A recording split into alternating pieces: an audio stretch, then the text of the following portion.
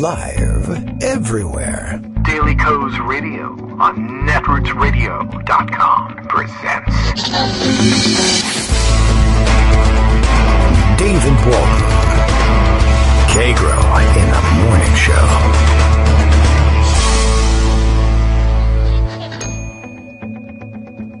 Now, here's David Waldman. Hey everybody, how you doing? It is Thursday, October 24th, 2019. Ready to go with another show? Or maybe, you know what, as a matter of fact, why should I bother doing the show when at any moment a group of Republican lawmakers may barge in and demand the right to do the show themselves? So I suppose I could just wait here. Eventually one of them will try and break the door down and claim the right to do the show themselves, I guess. Although it didn't turn out that they were doing much in the way of show of force yesterday. Yesterday was Storm the Skiff Day. It was happening as we were on the air, and we got to talk about it a little bit with Joan as things were in progress. And now that it's all over and the dust has settled, and there wasn't much dust in the air, really, we find out that this brave kinetic action, I guess we could call it, involved basically walking in the door. I understand they also let the pizza guy in, so I'm not sure what an accomplishment it was to storm the skiff, but everyone is, at least in the Republican circles, dining out on that story today. Although, as it turns out, many of the people who actually participated in the storming of the skiff, and there are a lot of problems that went along with storming the skiff, but many of the people who participated in it, I mean, everyone was aware that it was a stunt to begin with, but many of them were entitled to be in there anyway because they, in fact, were members of the three committees holding this joint session. They just hadn't bothered to show up, or perhaps they came to bolster the numbers so that it looked like a large number of Republicans were actually trying to barge in on things, but they were admitted because they were, of course, members of those committees. And I guess maybe, if to the extent there was anybody manning the doors, I don't think there were guards per se, but if a significant portion of the people walking in are in fact entitled to be there, and the rest are walking in with members' pins on the lapels of their coats, those of them who wear coats, Jim Jordan, of course, I don't know where he wears his member pin. Well, I don't know. The answer may be more complicated and intimate than you think. So maybe, well, you know, he's an oddball kind of a guy, you know, about his history at the university, or rather, the Ohio State University. And so, you know, perhaps we don't want to ask these questions. But at any rate, I guess it makes sense that it was not all that difficult for them to walk in, given that many of them were entitled to be there in the first place. They just preferred to play this game rather than actually sit there and, you know, fulfill their obligations as members of those committees. They were entitled to ask all the questions they wanted, et cetera, all the things that they were supposedly protesting for. So a lot of excitement, I suppose, generated by the event, but nothing changed in terms of the investigation. But all right, we'll catch up on that and the many other things happening, some of which likewise produced much in the way of, let's say, interest for the cameras, but not much in terms of moving the ball forward, in terms of finding out what the hell's been going on here. We don't shut everything down until we can find out what the hell's going on here. All right, Daily Co's Radio is live now, and that's our task, I suppose. Kagro X, me, David Waldman. Hi, how are you? Spends 2 hours dissecting the specs and construction materials checklist for our new glorious Colorado border wall, the latest explosion of derp from Donald Trump, of course. Please hold your standing ovations till the end. I appreciate the warning. Thank you very much, Bill, for letting everyone know that applause should be held until all of the announcements are made. Thanks very much. Congratulations to Colorado and to Coloradans, the Coloradan crew of I'm starting to have to take a pause, of course, to clear my throat once again. But Rachel and Travis putting together the Irreverent Duo podcast. Must be surprised to have learned all the way there out in the wilds of Colorado that they were going to be walled in at the end of the day. So congratulations / condolences, whichever it is, to you. I think President Trump this morning is trying to pretend that he was kidding in some fashion about the Colorado wall. I don't know what the joke was supposed to be, other than I don't understand. I don't know the names of the states or where the borders are. I'm not certain what he was going for there. I may not spend any time trying to figure that out. I guess it's just a case of,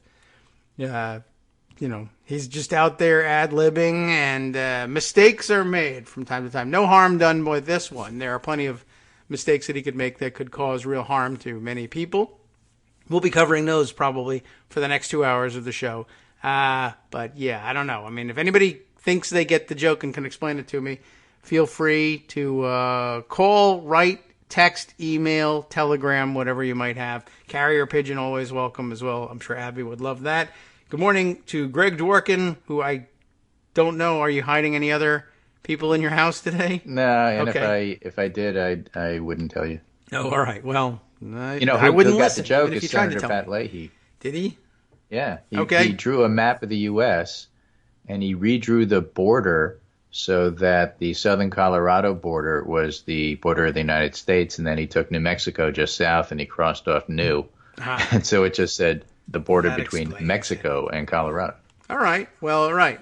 He knew that New Mexico was really just it was all a farce. It was once Mexico, so good enough. So, that was just, I think, probably a mistaken ad lib, not worth spending a lot of time on. What is worth spending a lot of time on is a couple of things that happened. Don't forget, it was just a day ago that Trump had that incredibly incoherent press conference trying to explain how he really won in Syria and everybody loves him for it. Okay. That was just yesterday morning. Really? I mean, things really move fast, but completely incoherent, babbling about how, handing over Syria to Putin was just the most fantastic thing ever. And remember, you, of course, always remind us about the Kevin McCarthy remarks about Trump being paid by Putin. Yes. And Nancy Pelosi said all roads lead to Putin, and then we're looking at foreign policy, and boy, it sure does look that way. Now, there's a new CNN poll out this morning on that. Most Americans are concerned about Syria and think it's likely ISIS will reemerge. Remember, terrorism is one of the big three things that Republicans care about, along with crime and immigration.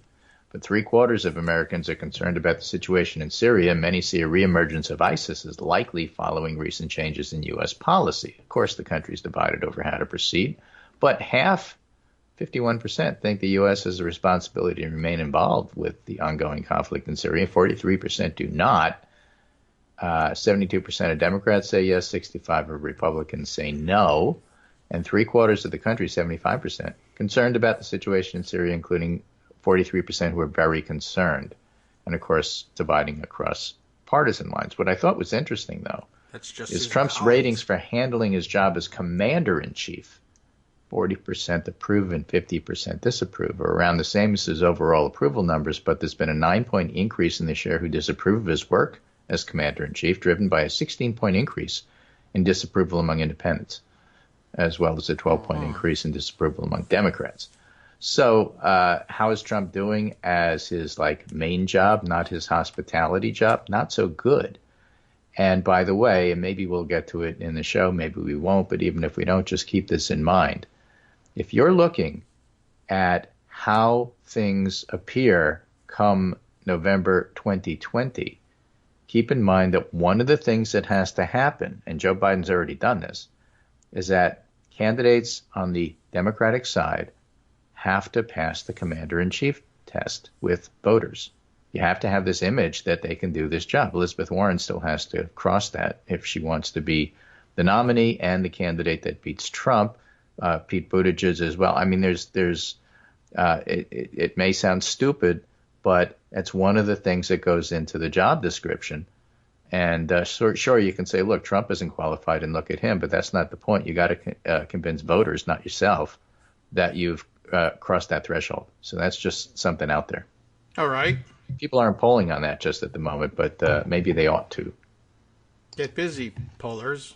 Yeah. Do you consider these people to be a credible commander-in-chief? Yes, no. I'd love to know that number. That tells a whole lot about what's going to wind up happening. Now, we know Trump isn't particularly qualified. And what's interesting is that there's a whole series of defenses of Trump over Ukraine and the whole big picture, if you prefer, of abuse of power.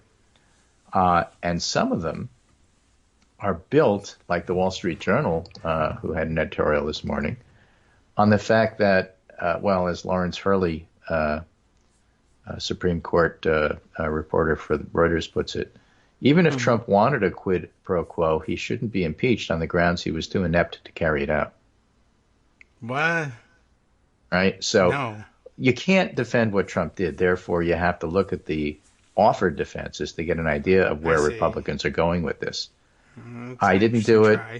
No, you can't say I did it. It was only hearsay. Okay, somebody saw me do it. All right, I did it. There's nothing wrong with what I did. It's great that what I did. And as a matter of fact, nobody else in the history of this country has ever done what I did. I mean, that's the evolution of the defense, right?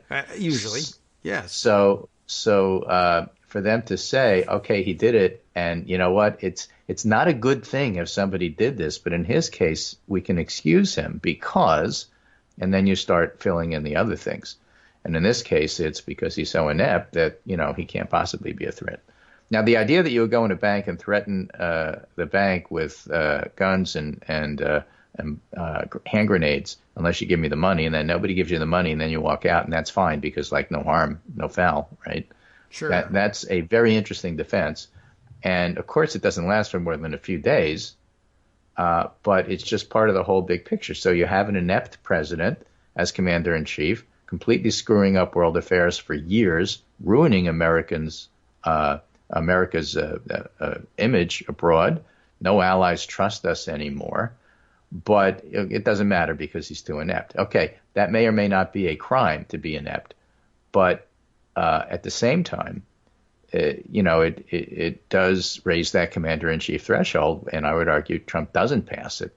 And so anybody who wants to replace him ought to, keep in mind that that's one of the things that one has to do. So you got to get serious about foreign policy, even though this is a domestic policy right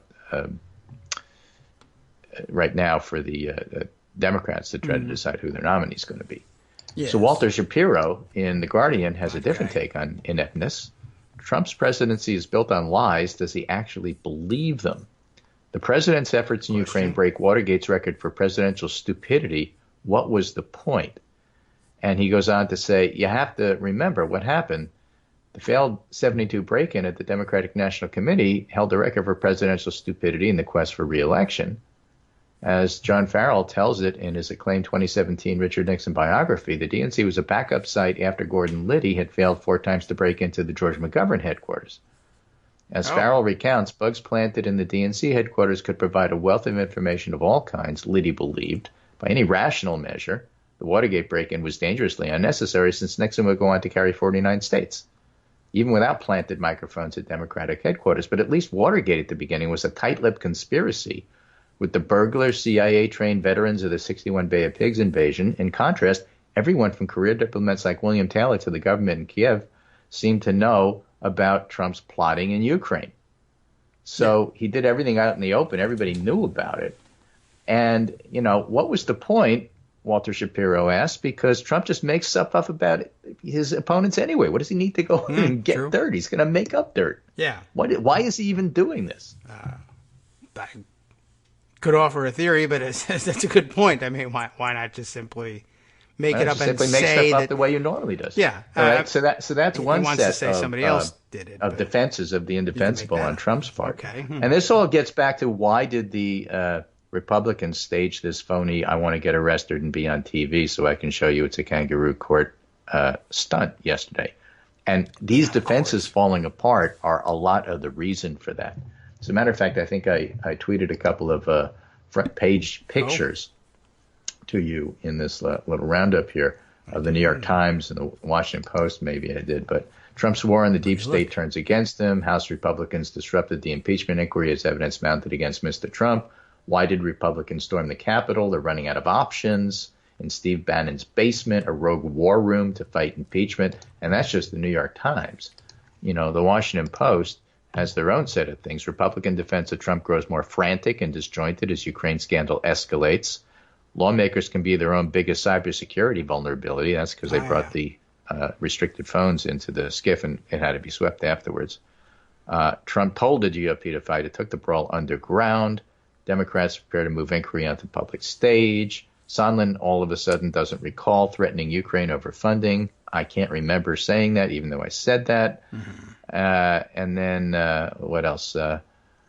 RNC chairwoman says they've tried to impeach Trump from the beginning, and Democrats eye John Bolton as a key witness. That itself is an interesting sub-story, because when you look at the rogues gallery, John Kelly, Brett McGurk, Christian Nielsen, John Bolton, what do these people all have in common?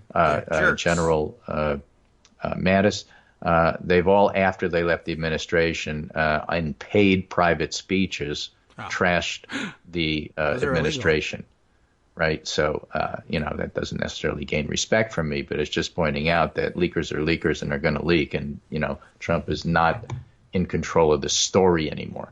So that's all the background for why that charge of the White Brigade, as it was called on Twitter, ran into the skiff and tried to make waves, even though at least a quarter of those members were actually eligible to do so if they decided to do their job. But let's step back and try to get a more coherent idea of the defenses that Republicans are going to use. And I'm going to turn to somebody who I just loathe because he's good at summing it up, and that's Hugh Hewitt. He's writing in the Washington Post today. And if Hewitt is not the best example of a toady enabler on the Republican side, I don't know who is. Maybe Byron York. But I think Hewitt is much more coherent. All right. If Republicans don't stand by Trump, the headline says, they risk losing their base forever, which is a veiled warning that the mob is going to come get you if you dare to move off the Republican Party line. Okay. He says the Republican Party risks exile for longer than it has endured in the modern era if, in the absence of incontrovertible evidence of actual high crimes and misdemeanors, it deserts President Trump during the campaign to remove him from office. Democrats are pursuing impeachment because they obviously fear they can't defeat him at the ballot box in 2020. I mean, there's nothing in this that's true. It's all gaslighting, and it's all propaganda. But it's just interesting to see the tack that they'll take. So he says the advantage of talking with radio listeners, remember, he's a radio host. That's what he does. And not merely lecturing readers or tweeting at followers or opponents, is that you hear from people who aren't among the Manhattan, D.C. media elites who overwhelmingly hate Trump. That is to say, if you know him, you hate him. He's leaving out New York City. We all know him. We all hate him. And as a matter of fact, 2/3 of the country hates him. Yes. So says following. Questioning that crowd against confirmation bias is as useless as it is to warn the Obama administration that the Islamic State was not the terrorist junior varsity.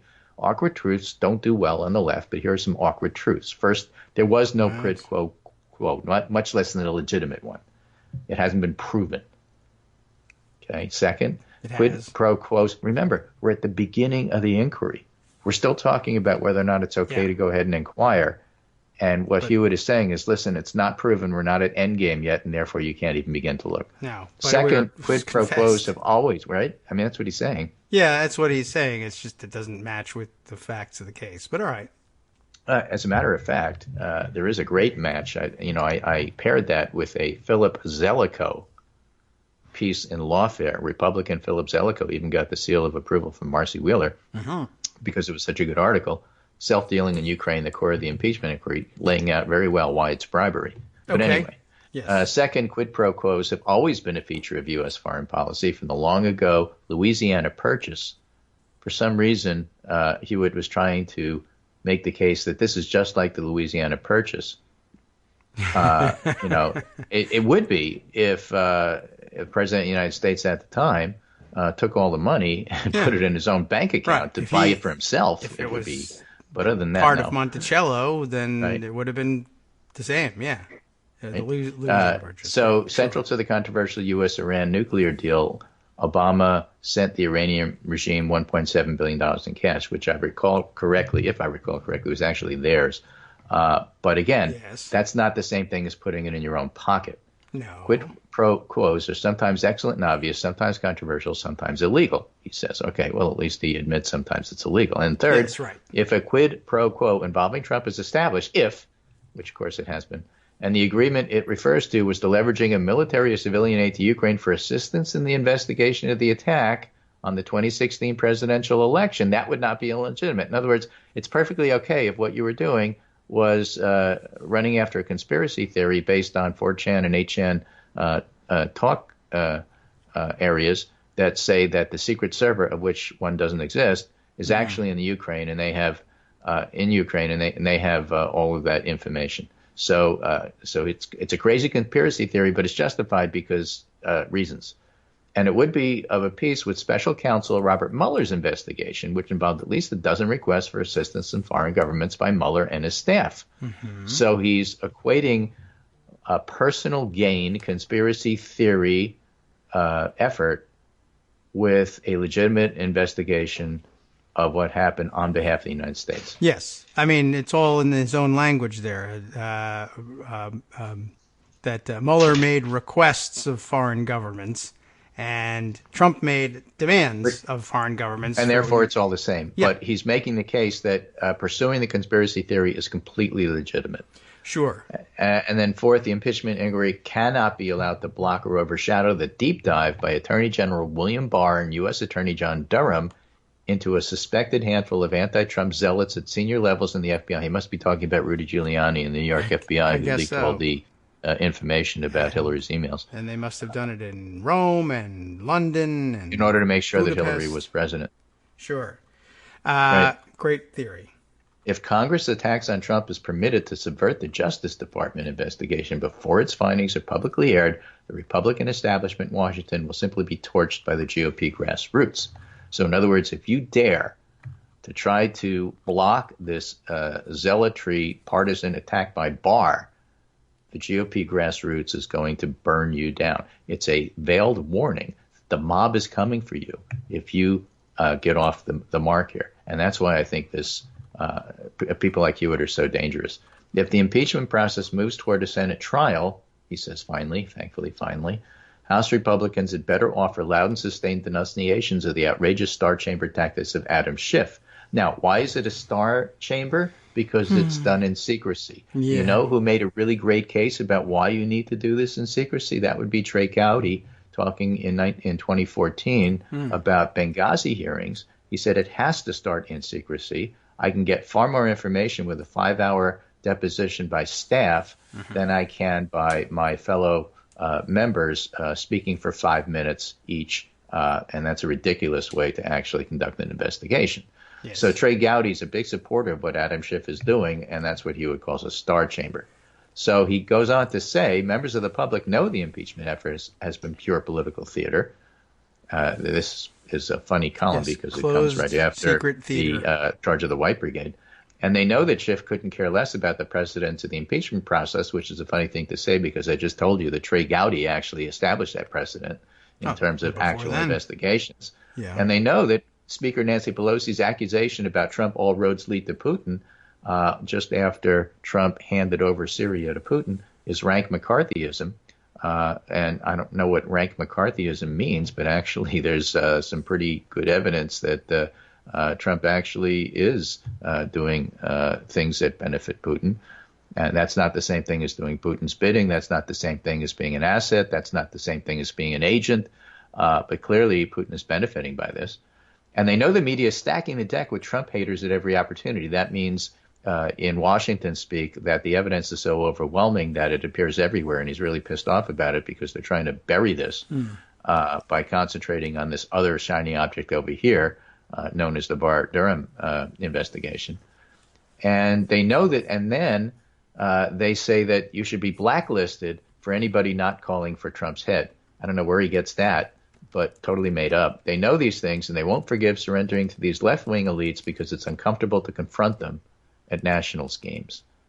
The Nationals won last night, so that's you got to work a baseball into all of these discussions. Otherwise, nobody will read it in Washington. If Trump committed an impeachable offense, if convincing evidence emerges from a fair House process that is subject to close examination by the Senate, serious Republicans will say so. Oh. Well, Mitt Romney is saying so. And there's a number of other serious Republicans, including Representative Rooney, who's retiring from Florida, saying so. But the Never Trump chorus of maybe 24 Republican TV talking heads doesn't count as serious Republicans. In other words, the only serious Republican is one who agrees with me. This is one of those only a true Scotsman kind of arguments. They don't count because they've never mounted anything like a good faith attempt to understand the motives of the 90% of the GOP that's rock solid in supporting Trump. So Trump couldn't have committed a crime because the GOP base doesn't think so. Oh.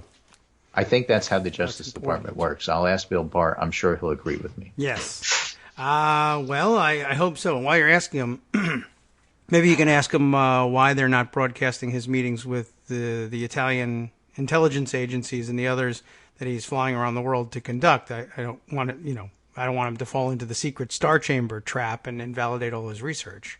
Right. I'm doing this article because I think it's important to understand where the defense for the Republicans is going to come from. He didn't do it, and if he did do it, it's not being looked at properly. And even if it is being looked at properly, no Republican base would stand for it, and therefore you guys are on notice because we're coming for you if you try this. Yeah, I mean, and they came for them, and then that's the context that the Republicans rushed the skiff yesterday. I guess it is all physical intimidation to make it look like they were doing something with capital D and S. Right. So listen to a summary of everything that we've learned and talk about gaslighting. All right. Right now, there's a sustained frontal attack on Trump that is premised on the transcript of a phone call. It's not a transcript. It's memos and its notes, which supports the charges.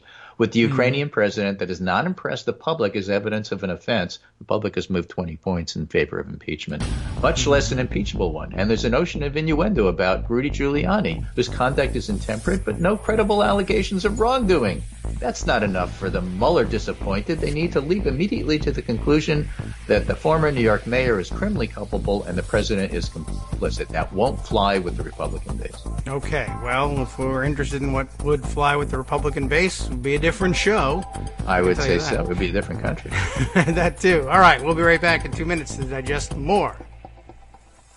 Hi, everybody. It's me, David. Let's change things up from the old fundraising pitch for just a minute and talk instead about how you can be a part of our show. If you've got a smartphone or any other electronic recording device, why not sit down and record a segment for us?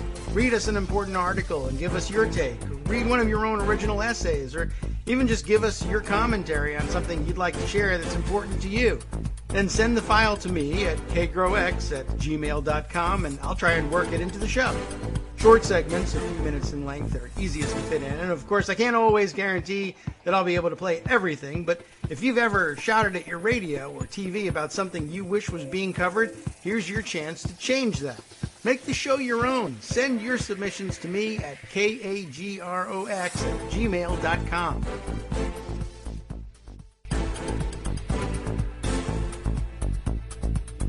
Well, I nearly forgot that we would have to come back from the break. Welcome, everybody, back to the Kagro in the Morning Show on Netroots Radio. We were having such a good time discussing the idea of arresting all the members who stormed the skiff, but apparently that would have been playing into their hands. I think there's always a theory in which under which you don't want to do that. But although, like you said, Greg, there's a good chance to arrest them later, go knock on their apartment doors and arrest them in the middle of the night, I suppose. But when there's no cameras. Fox News reports on some Republican members asked to be arrested, quote unquote. Fox is told, says Chad Pergram, that there was never any chance members who barged into skiff would be arrested by U.S. Capitol Police, but some members asked to be.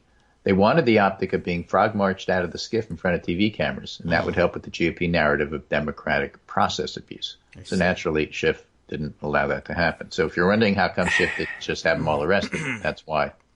Yeah, I guess. Although, on the other hand, well, it because would now, help with the narrative. It's a silly story. It's gone. Yeah. I mean, it was yesterday's news. Arrest. And the point of trying to bring it to a halt didn't work because remember, this is a Defense Department employee, current employee, where the Trump White House said they have no right to be there giving a deposition, and she went anyway. Yes. And not only did she go and show up, but then these clowns come in and try to do their tiki torch march into the skiff, and they delay things for 5 hours. And she leaves, and she comes back. And she wasn't intimidated by this. And then she went ahead and gave her deposition. Well, it's good that she wasn't intimidated. That would have only led to Matt Gaetz being charged with witness intimidation a second time, I suppose. Right. And again, that's the guy who does witness intimidation. So to say that they're trying to strong arm and threaten and intimidate people from Hugh Hewitt's words to Matt Gaetz's deeds is not out of the line of reasonableness, because he's done it before. Yeah. That's what he's there for, I guess. That and, I guess, driving around drunk. Yeah, I suppose. So, that's the background to all of this. Now, this Philip Zelikow column in Lawfare is actually well done.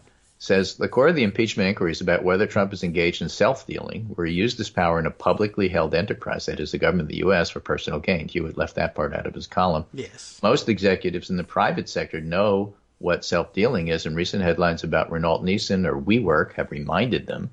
They also know how most corporate boards would handle a case of self-dealing that involved important programs and sums of money in which the CEO had fired executives who interfered with the self-dealing. That is to say, half of them would probably enrich themselves somehow, and the other half would get outraged about it. When Mulvaney, and probably outraged because you left me out of the grift, yes. When Mulvaney was asked about a quid pro quo, he said, well, that's why you should have a businessman running the country, because it always works out well, just like WeWork. When Mulvaney was asked about a quid pro quo, he said on October 17th, we do that all the time with foreign policy. That's correct, but there's a profound difference between using governmental power in a quid pro quo as part of a public or fiduciary duty to advance the public interest in the United States versus using governmental power as a quid pro quo to advance the private interests of Trump and Giuliani. Giuliani, a private citizen, said in May, he's working to advance the interests of my client. Right. There's many jail inmates and former executives who could not distinguish between public or fiduciary interests and their private interests. Right. That's the problem. Right. So, I mean, a complete refutation of Hewitt's column. That's why I'm doing them together. Anyone joining knowingly in the commission of the above could be liable as well, probably under the conspiracy statute. And that might include Giuliani, who's not a public official. And then goes ahead and briefly reviews the basic outline of the scheme, and then turns to the issues of anything of value and corrupt and some of the possible criminal exposure. Okay. According to news reports, for years, Giuliani and others, including Giuliani's Ukrainian-American associates, Lev Parnas and Igor Fruman, working with certain Ukrainians, have been attempting to influence the behavior of the Ukrainian and U.S. governments. Trump has reportedly also been intrigued by various conspiracy theories that have peddled about Ukrainian collusion, including with Democratic political operatives to influence the 2016 election. In these theories, the Ukrainians and Americans wish to harm Trump to frame innocent Russia for the cyber attacks on the Clinton campaign in DNC, and a number of people in and out of U.S. government have examined and discredited these theories, but Trump and Giuliani kept pursuing them. The effort to find evidence for these theories overlaps with various other private interests. U.S. officials have information about some of these interests which overlap with other federal criminal investigations. Parnas and Fruman have already been indicted for the campaign finance violations allegedly committed in a bribery scheme described in the indictment to gain the dismissal of U.S. Ambassador to Ukraine, Marie Yovanovitch, with the aid of Pete Sessions, who's cooperating. A decisive stage in the current self-dealing plan came in April 2019, following the election of a new Ukrainian president, Vladimir Zelensky. Trump then joined forces with Giuliani and associates to at last use his full power to gain the things he valued. In late April, encouraged by Giuliani, Trump reportedly overrode State Department resistance and ordered the dismissal of Ambassador Yovanovitch. And then he goes and talks about what things demanded are things of value. One, to seek evidence that in 2016 Ukraine, not Russia, was behind the criminal cyber attacks. Two, to seek evidence that in 2016 Ukrainians, perhaps with the help of Clinton operatives, fabricated or corruptly released a black ledger of evidence about the relationship of the former pro-Russia Ukrainian regime to Paul Manafort. To seek evidence that in 2016 Ukrainians had acted corruptly to help create the so-called Steele dossier to investigate a speculation about Trump-Russia, and to seek evidence that in 2016 Vice President Biden had been acting to protect the interests of Ukrainian firm Burisma and his son Hunter when he joined the international effort to pressure the then Ukrainian President Poroshenko to replace his prosecutor general Viktor Shokin. Those are the things of values, and those are the things that Hugh Hewitt said was perfectly okay and legitimate to do. Yes. And in some different form, it might have been legitimate to do. It's just that he didn't bother with those things because Trump loves Well, those taking are all shortcuts. things of personal value, Yeah. none of which is relevant to the United States interest. Yeah, I mean, it's perfectly reasonable, I suppose, for probably for someone else to have undertaken a private investigation to do those things. What you can't do is tell Ukraine, we will empower the Russians to eradicate you as a country, destroy your sovereignty, and kill your population unless you Well, do this for us. this is crazy. This is ridiculous. This is conspiracy theory. But for the purposes of this discussion, these are the things of value to Trump, perhaps, if no one else, that the law requires.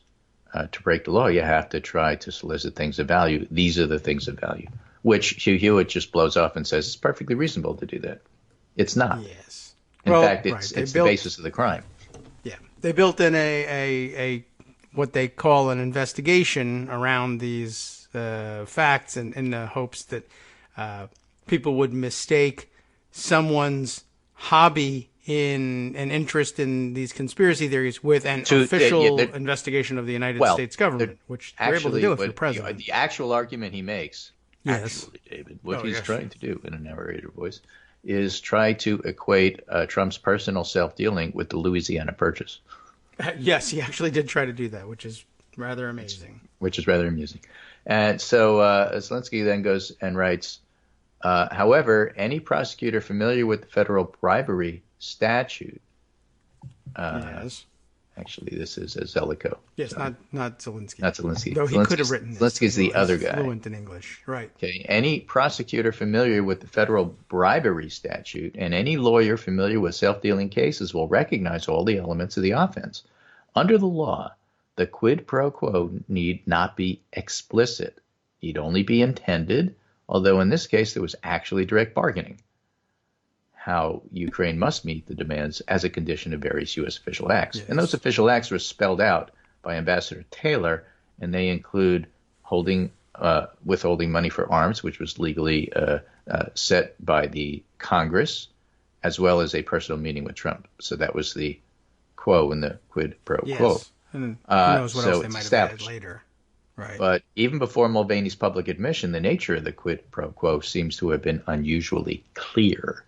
And then he goes on into corrupt intent. Even if Trump and Giuliani sincerely believe Trump was wronged in 2016 or that his opponents are criminals, this does not make their 2019 desire for vindication, revenge, or political advantage into a public rather than private interest. Right. If they think Americans have committed crimes, they could have brought those allegations to the public institutions that investigate such allegations, which must follow certain rules, including in an international investigation. Trump and Giuliani did not do that. Right. What they therefore must prove against the prima facie evidence of bad private intent is that they really believed, even falsely, that working on these 2016 allegations would help clean up Ukrainian politics in 2019, and there's big problems with that defensive cover story.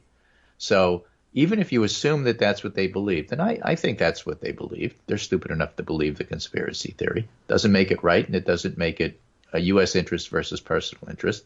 But here is what Zelikow lays out. First, Trump ran the bargaining with Ukraine through his private lawyer, not through public channels. Second, the Trump and Giuliani demands had nothing to do with the longstanding anti-corruption agenda with Ukraine.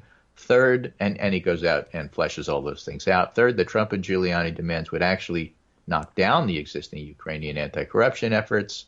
And fourth, at the time it began using the so-called anti-corruption cover story, the Trump administration had just officially certified Ukrainian anti-corruption efforts were satisfactory. Yes. So none of it holds up to the smell test. No. None of it. Not a single bit of it. So in conclusion, the evidence so far presents a prima facie case of self-dealing meeting the elements of bribery. The Trump and Giuliani demands to force Ukraine to seek evidence on the 2016 conspiracy theory was essentially private. They were not policy choices developed to clean up Ukraine. They would, in fact, have the opposite effect, and any knowledgeable official would have told them that. And my guess is the evidence will show that every knowledgeable official, in fact, did try to tell them that. But Trump and Giuliani had other concerns. So I think it's a really good summary of why Hugh Hewitt's piece is complete BS. Yes, I think so too. And we can, I'm sure it's actually probably in here, but I know we were trying to summarize. It's a very long article, well worth everyone's time, it looks like to me, to to pour over. But yeah, I mean, in addition to You can all find of it that, over at Lawfare by Zellico if you're looking for it. yeah, we'll include it in the roundup for sure. Everyone should take a look at this thing. And I did see some of his Lawfare colleagues commenting similarly this morning on Twitter, and just additional reminder that the idea that the official known as the President of the United States would speak to the official known as the President of Ukraine and say, these purportedly official interests of our country and what is purportedly going on in your country, you must handle by speaking to my private attorney who holds no government position whatsoever. Oh, and P.S., by the way, he almost as an afterthought tries to clean things up and make it official by saying, oh, and you should speak to the attorney general too, which just compounds the problem because that constitutes a separate crime and makes things worse. But, right, and Barr was not happy about that. No. Now, what's the context for what happens when everything falls apart? Nuclear war. No. Trump lawyer seized presidential immunity even for shooting. This is from Bloomberg. Of course, this happened yesterday, too. That's close. Nuclear war could also be excused. But Donald Trump boasted in 2016 he was so popular he could stand in the middle of Fifth Avenue, shoot somebody, and I wouldn't lose voters. Yes. Still be true. One of 3 judges on the panel looking at Trump's tax returns asked Trump's lawyer, William Consovoy, whether police could pursue the president if he'd shot somebody because they're making the claim that he's immune to this sort of inquiry while he's president. What's your view of the Fifth Avenue example? Denny Chin, U.S. Circuit Judge Denny Chin asked. Local authorities couldn't investigate. They couldn't do anything about it. I think once a president is removed from office, local authorities could target criminally. Well, I'm talking about while in office, Chin said. Nothing can be done. That's your position? Consovoy said that is correct. Consovoy said prosecutors could do some investigation, such as collect documents, but criminal charges or a subpoena for his financial records would be out of bounds. Okay. So that's the background for all of this. Okay? Yes. And here's more background in a different context, and that's a political context. And this is a little oddball piece from October 15th in CNN, which is called Why Christian Music's Biggest Stars Refuse to Change Their Tune for the Trump Era. Fun. Okay. Right? So Christian or a contemporary Christian music, CCM, has their own awards, their own following, something you probably don't even know. You might not even recognize their names. But I'm just telling you it's a thing and it exists. Tauren Wells, Tauren Wells, is one of the biggest stars. Never heard. Okay. 5-time Grammy nominee, sells millions of albums. Okay. And he's asked, why won't you sing about hot-button political issues, and why won't you criticize President Trump? And his answer is, and I quote, I would never oppose a president because I believe in what Scripture says about giving honor to authority. The genial 33-year-old entertainer says in a brief interview before the show, that doesn't mean I agree with everything, but I believe that an attack on authority anywhere is an attack on authority everywhere. I would simply posit and present to you the idea that this is not what we consider to be a persuadable voter. And if you're wondering why Trump's base doesn't desert him and why they would support him, even if he shoots somebody on Fifth Avenue, is that because Trump happens to be white, he gets the benefit of the authoritarian vote that they were never going to give to Obama. Yes, I have a feeling that the record might show a different opinion during the when Obama it comes years, to although he's you have only to respect 33. authority when it happens to be a black Democrat in the White House, you know. Yeah, but I'm just saying, so you have this immutable base, which is only about 27% of the population, and not that different from the group of people that supported Nixon at the time he stepped down. So this isn't anything new.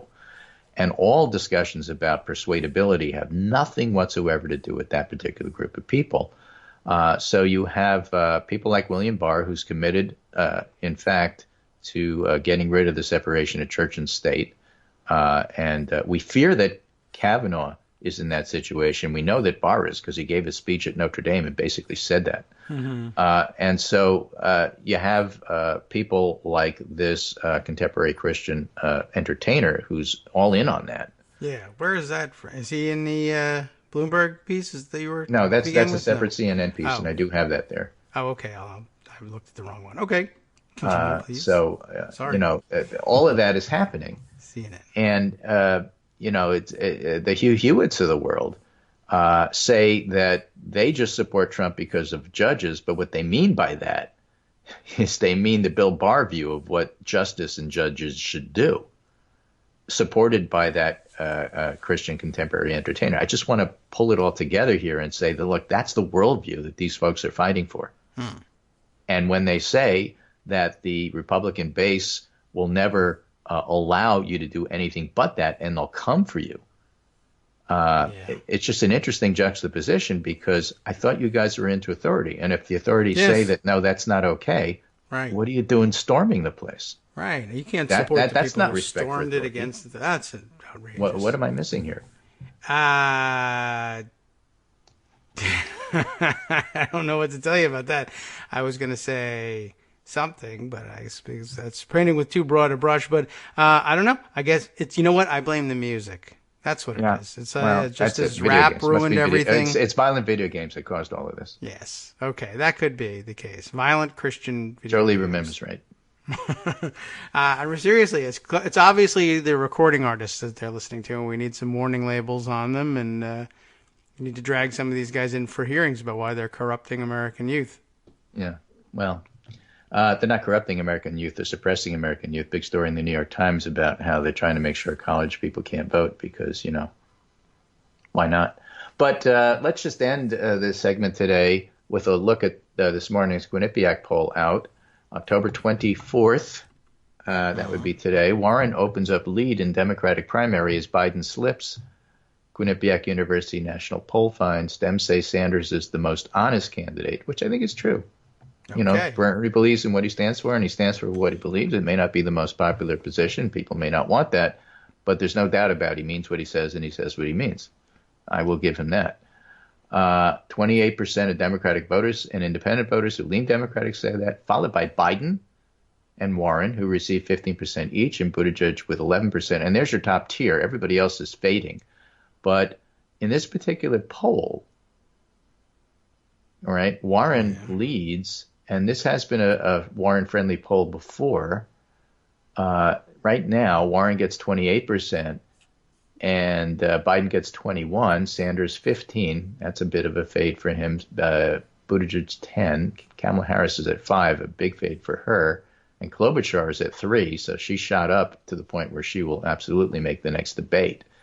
And the point I guess I want to make is that just yesterday we told you that the CNN poll shows Biden extending his lead, and this one shows Warren extending her lead. And that's why you can't take individual polls out of a context, and you really have to look at the aggregates and see what's going on there. And that's why I urge everybody never to put all your eggs in one basket and say, okay, this poll shows we're winning. That's not really what the poll shows. And Julia Azari, who is a political scientist who I follow, I think is great, has a piece at 538 today called, Yes, the 2020 Democratic primary is still crowded. That's not necessarily bad for the party. Oh, okay. Sometimes a party split over big issues, and the primary still wins a general, like 1980 and Republicans when Ronald Reagan won, and 2008 when Obama and Clinton had a very, shall we say, hard-fought competition, yes, and Obama still won. Inter-party divisions are more visible in some cycles than others, but they're always there. But ultimately, as history shows us, a bigger fragmented Democratic field doesn't carry real general election risks. So you can skip all the Democrats in disarray articles about this. They really have no meaning whatsoever. Well, okay, I'm for that conclusion. Right. So having 10 or two candidates in the race by Iowa caucuses should have little bearing on whether Democrats are competitive in 2020. And we know they are.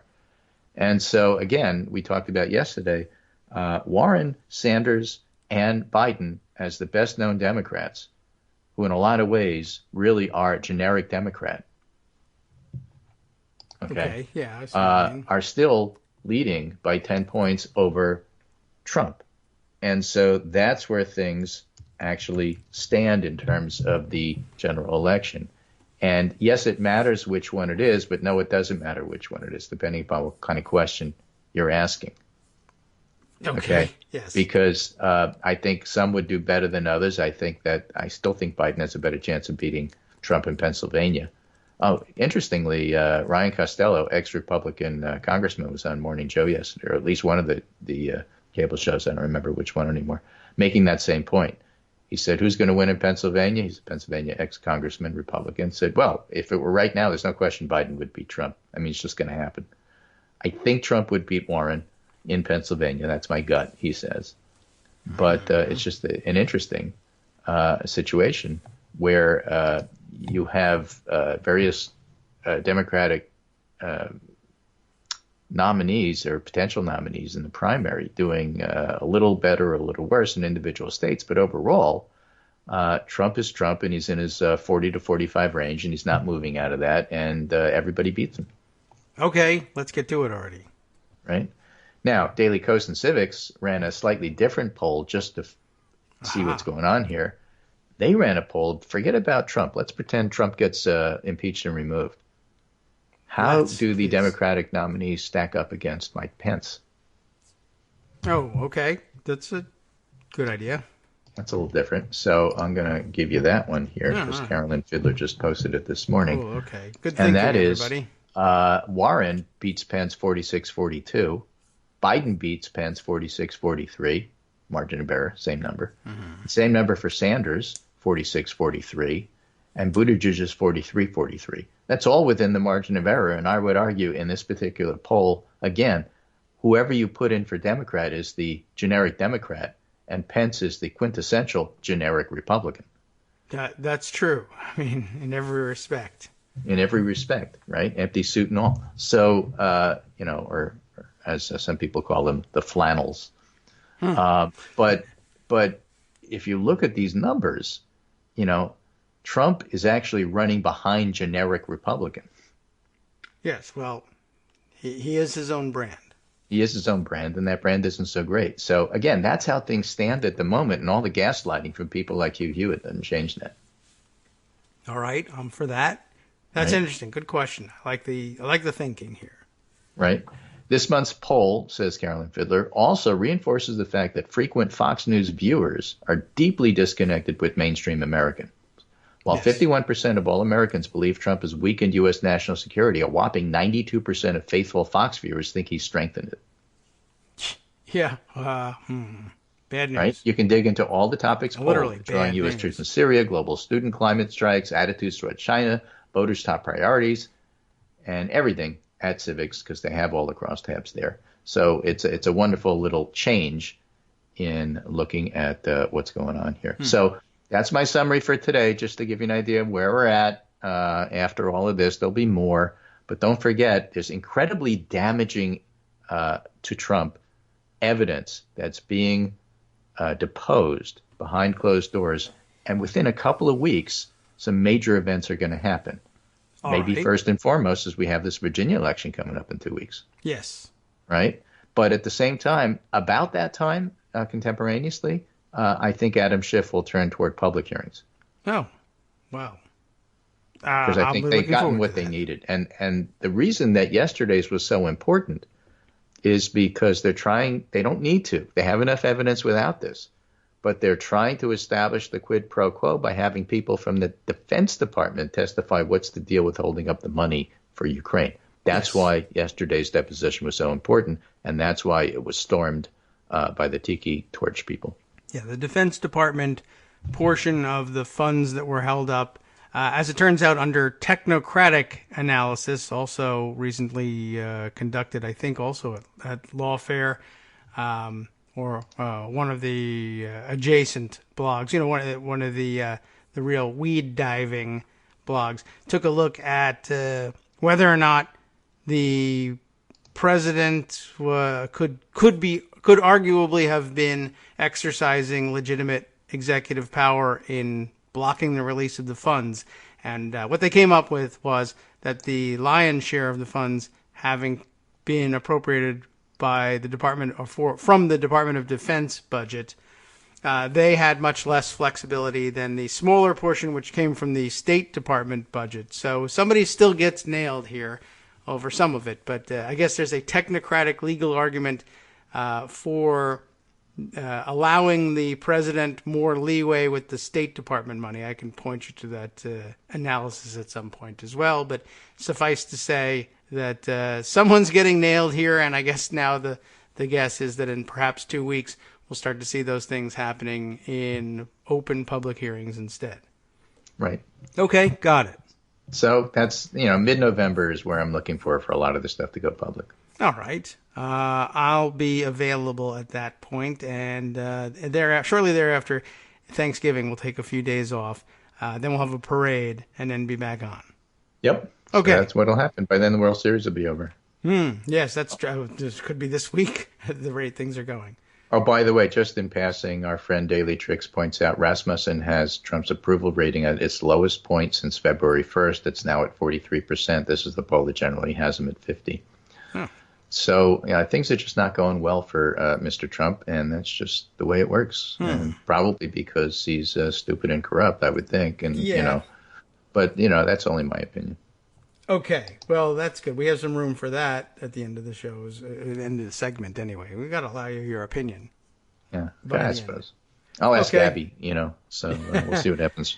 Yeah, it's about that time. Too. Well, she's lying on the couch listening to me, wondering where my neighbor is. Maybe sick or something. What's going on? Did he call in? It's 9:45, and I'm working from home. She didn't do that.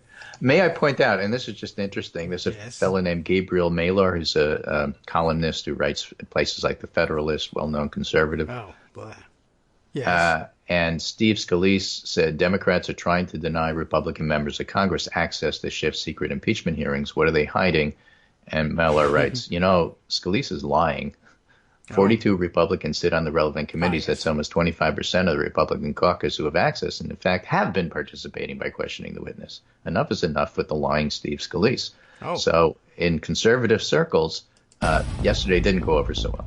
I guess not. Okay. I was going to say Kevin Cruz also pointed out there, everybody, that the absurdity of saying, I'm sorry, are you actually asking what are they hiding in a secure facility designed to prevent classified information from leaking out? It's right in the name. Yeah. And we're there and heard. On top of all the lying, there's it's right in the name, Steve. But he's not a smart guy. All right, thanks very much. We'll catch up with you next week. I'll see you Monday. All right.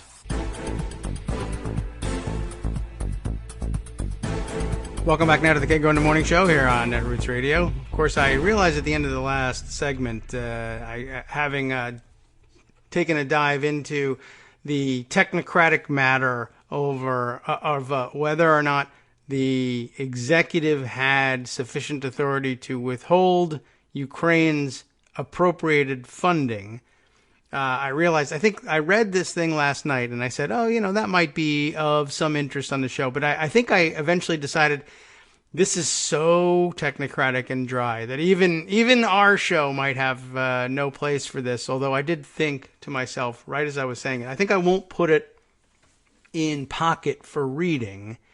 And I right after I did it, I said, it's too late. The seed is planted in my mind. And I'll mention it, and then I'll want to refer to the to a link to establish where the idea came from. And unless I have it in pocket, I won't have that handy. And I think I blew right past it and said, I'm just going to create that problem for myself. So I might have to go digging after the show and try and find that thing. And I've made a note to myself, but there's every chance that I'll forget that. But if any of you are insistent on having that information and I don't manage to get it to Scott for inclusion in the roundup of today's show, go jump in the lake, I guess. Are you going to ask me to try and do it? And I will try and pretend I know how to find that information again. And if not, I will send my personal attorney there and threaten those who have the information with loss of their sovereignty unless they cooperate. You get the idea. I'm taking my cues from the president on this one. All right, other stories to line up, other takes on these things that ought to be mentioned. I guess by way of segue, we will say, all right, let's take a look at some of the other commentary that caught my eye on all these, including tweets from Twitter pal Hilzoy, who you may also follow along with as well. Hilzoy if you don't. Let's get on the stick here, everybody, and make sure that you're following along. I thought this, at least the first, it was a very short tweet storm. The most important parts of which I think are right up front, which is great as tweet storms go. This, an opinion on Attorney General Barr's involvement in all of this stuff. The commentary being, I continue to be amazed that our Attorney General apparently feels the need to fly all over the world carrying out his own investigation of loony theories. Italy, and here the headline of the New York Times piece that is included in this. Italy did not fuel U.S. suspicion of Russian meddling, Prime Minister says. An article that probably warrants a reading all by itself. Well, we'll just, for the sake of moving on here, give you the subheader that sometimes helps expand on the explanation of the headline. Casting holes in a Trump conspiracy theory. Casting holes. It's usually I hear it's punching holes or something like that.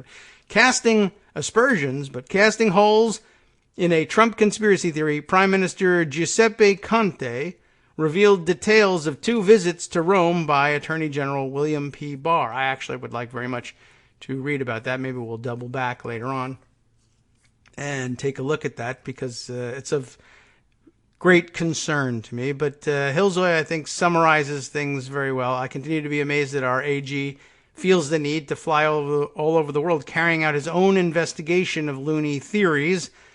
It's not just the loony theories part, which is bad enough. It's the part about Barr personally flying all over the world. We have a whole bunch of agencies capable of investigating things. In fact, we have one that's called the Federal Bureau of Investigation. But Barr would not be flying to Italy unless he didn't trust them at all. Or he was ordered to do this himself by Trump, who not only didn't trust anyone else to do the investigating, but had no clue that the Attorney General has an actual job with rather large responsibilities. Or he and or Trump wanted to keep this secret from the rest of the government. That's another possibility. Those are, of course, not mutually exclusive, but all of them are independently really disturbing. It's as though we discovered that Ben Carson had been flying all over creation in order to personally construct housing, as the Secretary for Housing and Urban Development, laying drywall in Italy, installing molding in the UK. And if we found out that that was how Carson had been spending his time, we'd be completely bewildered because, of course, it is not the job of the HUD Secretary to do that. And that's without adding the idea was that he was building this housing because of some conspiracy theory. Yeah, so not exactly that, the ending part there, not exactly the best direct analogy, because building housing would be at least a decent thing to do and is at least arguably within his purview, even if he was supposed to delegate that authority. But there's nothing wrong with building housing. Now, I guess a better analogy, I say it would be a better analogy. It would be more a direct analogy, but not a great analogy. Not better because it wouldn't help anybody understand what was going on, because the idea has to be, remember the idea, in order to make a more direct comparison, the idea has to be outlandish and stupid. And I fear that adding an outlandish and stupid goal to the Ben Carson hypothetical only serves to distract, because a more direct comparison would be if we found out that Ben Carson was traveling the world in order to hold different crystals to his temples, because he believed that if he meditated hard enough and astrally projected, that he could construct spiritual shelter for the homeless. And that was just as good as any sort of physical shelter, but that the special crystals needed were in various locations around the world, and therefore he was going to fly to them and concentrate at them really hard, and thereby solve the homelessness crisis. It's equally impossible and equally stupid, as is the theory that somehow Italy is going to be able to reveal to us that the whole investigation into the Trump-Russia connection was cooked up somewhere. And I guess if you're thinking something's going to be cooked up there, it might as well have been cooked up in Rome, where their cooking is just delicious. I don't know. But I thought a good point, especially up at the top here, it is very troubling that the President of the United States, with the agreement to the Attorney General, has decided that none of the many thousands of people in the government apparatus dedicated to conducting investigations can be trusted to conduct this super secret, awesome investigation of that thing that only 10 people in his inner circle actually believe is even out there to be investigated. So one of a couple possibilities. One, the president and the attorney general are both entirely delusional, or the president and the attorney general both have come to the conclusion that federal investigators can't be trusted with something that's either too complicated for them, too secret for them, or whatever, or possibly the third element in all of this, and it can be a combination of all three, or was it four points that he made, was that whether or not they think the FBI is smart enough to figure it out, or whether or not they think the FBI should be given a chance to be read into the conspiracy and believe it enough to investigate it.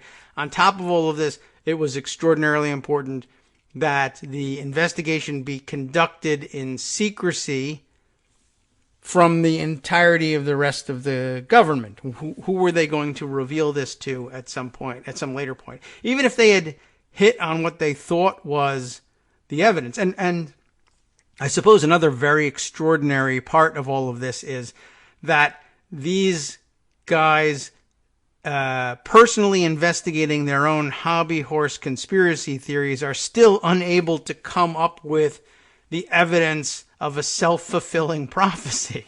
I mean, it's supposed to fulfill itself. You can't. I don't know if it's even possible to investigate a self-fulfilling prophecy and not come away with evidence for as a self-reinforcing delusion here. How could you fail to come up with evidence that you're right? So you're even incompetent in having and suffering from your self-reinforcing delusions. That's sad all by itself. So any one of these elements would be enough to raise alarm bells. The fact that all of them may be true is just that much more troubling. I also my attention was captured by some tweets from Marty Lederman over the last couple of years. Lederman, I think, shows up fairly frequently at Lawfare as well. That's why I thought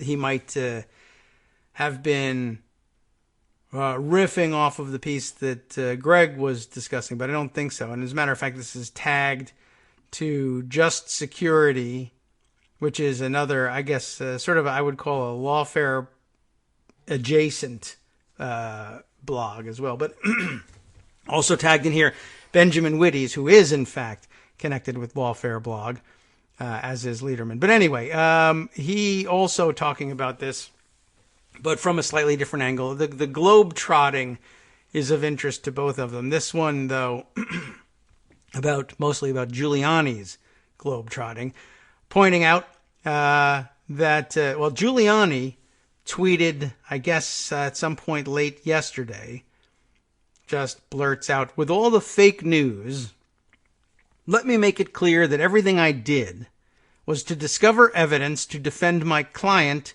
against false charges." This is, I guess, his way of justifying his role in all of this stuff. "Dems would be horrified by the attacks on me if my client was a terrorist, but they don't believe that Donald Trump has rights. Justice will prevail," he says. Now, there are, of course, several things wrong with this, including the fact that his client, if that's really the relationship that he had with Donald Trump, doesn't face any charges. So, there's a little bit of room for branding that as wrong and incorrect. But I suppose in the court of public opinion, he faces those charges, which he believes are false. But as he points out, everything I did was to discover evidence to defend my client against false charges. And that's actually where the problem begins. Marty Lederman pointing out, this merely confirms what was so outrageous.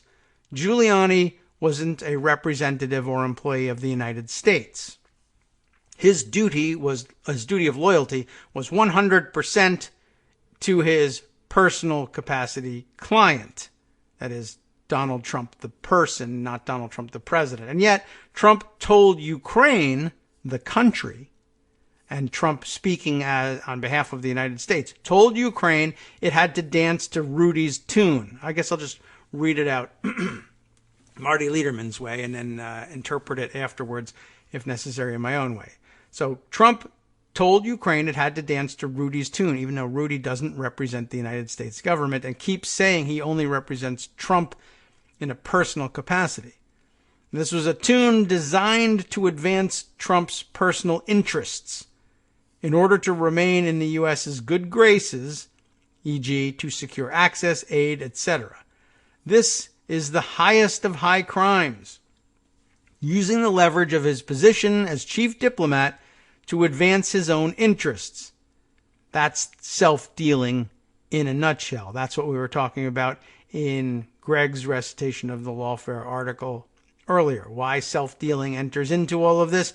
Because Trump was using the official position of President of the United States, which I disagree that ought to be afforded to him for various reasons, but for whatever personal reasons the rest of you may be carrying around, people have decided to recognize him as President of the United States.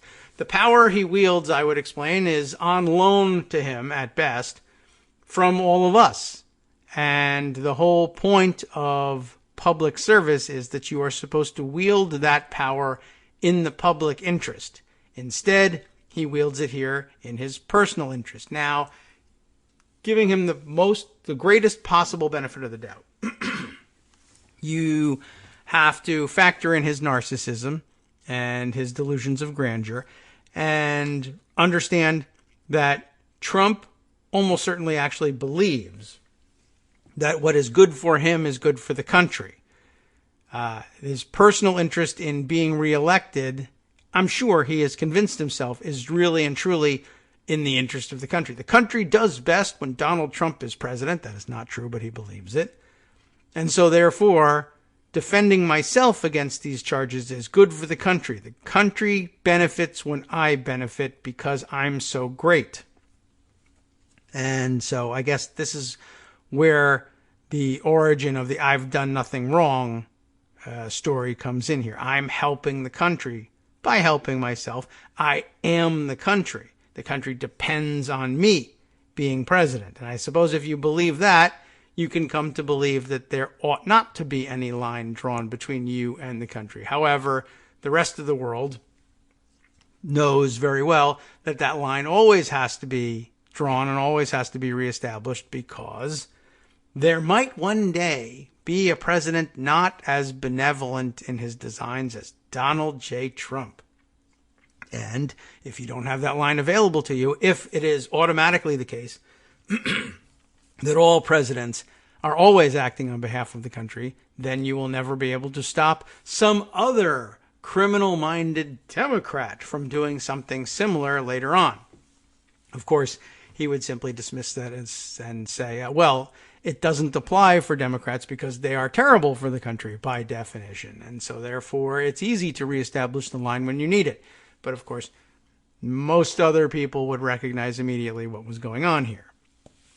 So I've gotten away from reading Lederman's point all together and uninterrupted. And it's incredible that I couldn't even keep it together because it's only 3 tweets long.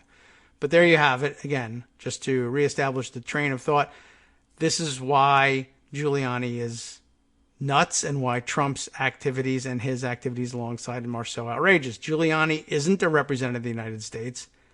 He's acting solely on behalf of Donald Trump, his personal client. But Trump, acting on behalf of the United States, tells an entire other country that they have to do what this other person who doesn't have anything to do with the United States government says they have to do. And that what they have to do, on top of all of this, is they have to essentially either produce or fake evidence that will help Trump with his reelection bid. So, as he says, this is the highest of high crimes, using the leverage of his position, Trump's, as chief diplomat to advance his own interests. And it's hard to imagine anything more inconsistent with Trump's constitutional oath and duty and more revealing of his utter unfitness for office. And that'd be true even if there were no quid pro quo. But of course there was, which makes it all the worse. And only then do we get to the folly of Hugh Hewitt's position that, oh, well, in fact, there was no quid pro quo. Well, it doesn't matter because, first of all, you're lying and there was a quid pro quo. And second of all, it wouldn't even be necessary for there to be a quid pro quo for Trump to have already violated his oath of office and committed this highest of high crimes, appropriating the power and prestige and I don't even know what else to put. That's enough. Appropriating the power and prestige of the United States of America to himself for his own ends. The quid pro quo doesn't even enter into it. The fact that it's never or at some point, Kevin McCarthy yesterday was tweeting, well, he couldn't possibly have been a quid pro quo because the quo never arrived, which is just, analogous to saying, well, yes, I produced a gun. I stuck it in the victim's face and said, give me your wallet or I'll kill you. But he didn't actually give me his wallet. So I shot him. But there's no quid pro quo here. It's not a robbery. You can only charge me with assault, I suppose. But, the idea that I asked him for his wallet and he gave it to me, but there was no money in it, and I was after money. Therefore, there's no quid pro quo. The wallet itself was of no value to me. Therefore, it's not a robbery. Well, no, it's unfortunately just the act of demanding the wallet is crime enough. So we don't actually care whether or not there was a quo here. This doesn't help you. I'll have to make a note to myself to also search out McCarthy's tweet here so I can bring you that. But really, do you even need evidence that he said something that dumb? Probably not. Okay. Let's see. Other items worth bringing up. Let me take a look at this. Why did I grab this one? A Matt Gaetz tweet. I have a feeling that he's pointing to... yes.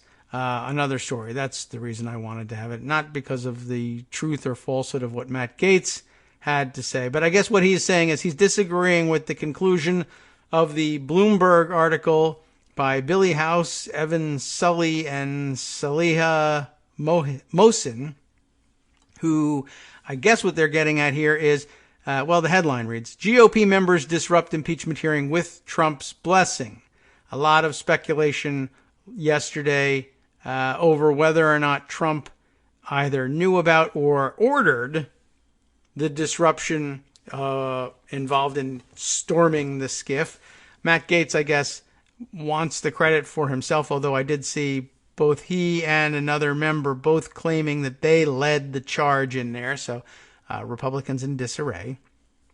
But I guess I don't know whether Gaetz thinks that Trump needs some shielding from this or whether he just wants credit for it. But I thought it was of some interest to point out that, Republican stories differ as to where the idea for storming the skiff came from. And that's interesting all by itself. What did some of these I'm going to have to open up and figure out why I put them there. Let's see. Kevin Whitelaw's tweet is up next in the rotation here. Deputy Managing Editor for U.S. Government at Bloomberg News. Yes, okay. He too claiming in a different article, knew Trump had advanced knowledge and supported a protest by Republicans who told him they planned to barge into a secure hearing room on Capitol Hill where Democrats are, or were anyway, holding impeachment testimonies. I guess they're still doing it, according to 4 people familiar with the matter. This leads to a different article, which Billy House also involved in here. He's got the sole headline on this one. National security figures to testify. Impeachment update, just sort of their general roundup there. I don't know why he pointed to that one, although maybe he was pointing to the roundup when a different story was at the head of that. I'm not sure. Okay, well, anyway, I thought that was definitely of some interest as well. A few other items that have been collected along the way. We can switch directions, and maybe we'll just zigzag a little bit because these things are in chronological order by when I found them, as opposed to grouped by story. Though that is a function Pocket has. I just never am able to do that on the fly. News from up north, where I told you minimally that there were elections the other day, and Canada, large country to our north, selected its leadership. Important thing, but something we love to ignore for some reason in this country. But I got note from our Montreal contingent, BJ Hutch, sending us word in an American newspaper, so as to guarantee that we would actually read this, that there is an American element in the Canadian election that will be of interest to us, again, because America. See, we're up for election interference and trolling from the Canadians next. They understand American politics better than the Russians do, surely, and they could probably have exploited our vulnerabilities on this front, and the ease with which you can manipulate the American political mind. They should have been controlling the outcome of our elections. First of all, they'd do a better job of it, and would probably be happier with that outcome, and we should just let them do it. But they know very well what it takes to grab our attention. There were federal elections in Canada the other day, and it's your largest trading partner and closest neighbor and closest ally, and what happens there is of enormous importance economically and politically to the United States. Well, whatever. What's on TV? You make an appearance in the story. Okay. Thank you for interesting me in Canadian politics. That's just the way it is. The online MAGA movement tried to take down Canada's Justin Trudeau. It fell short. So while the Canadians had every opportunity to manipulate our elections, but were too polite to do so, we have in turn tried to manipulate their elections, but we were too dumb to do so. That seems to be the upshot here in this story by Isaac Stanley Becker. That's Stanley-Becker. That's not his middle name, Stanley. His last name is Stanley Becker. 3 years after Donald Trump's campaign slogan became a viral meme, the nationalist expression, "Make America Great Again," has been exported globally as a mantra for right-wing forces reshaping online discourse all over the world. But in Canada, where the national election Monday became a magnet for throngs of Twitter accounts that used the MAGA label to pummel Prime Minister Justin Trudeau, the online racket did not have its desired effect.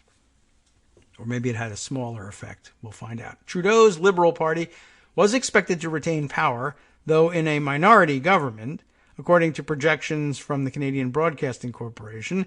The result suggested that viral disinformation taking root in online political discourse may not always transform behavior at the ballot box, or at least not enough of it. In the months leading up to the election, thousands of accounts identifying as part of the online pro-Trump community spouted conspiracy-tinged anti-Trudeau invective, often using the hashtag Trudeau must go.